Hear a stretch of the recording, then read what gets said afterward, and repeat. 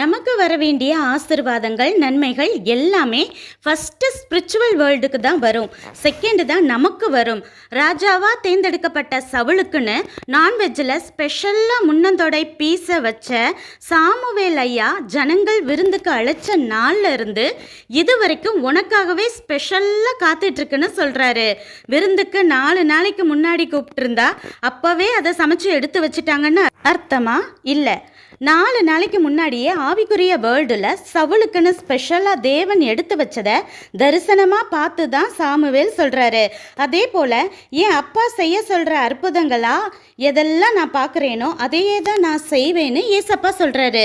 அதாவது ஏசப்பா ப்ரே பண்ணும்போது யவீரு தன் மகளை குணப்படுத்தணுங்கிறதுக்காக உன்னை அழைச்சிட்டு போகும்போது உன் ட்ரெஸ்ஸை தொடுற 12 வருஷ பெரும்பாடுள்ள ஸ்திரீயும் குணமாவா, மறிச்ச யவீரு மகளும் உயிரோடு எழுந்திருப்பான எல்லாத்தையும் ஸ்பிரிச்சுவல் வேர்ல்டில் தேவன் கற்றுத்தந்த அற்புதங்களை தான் பூமியில் ஏசப்பா செஞ்சாரு.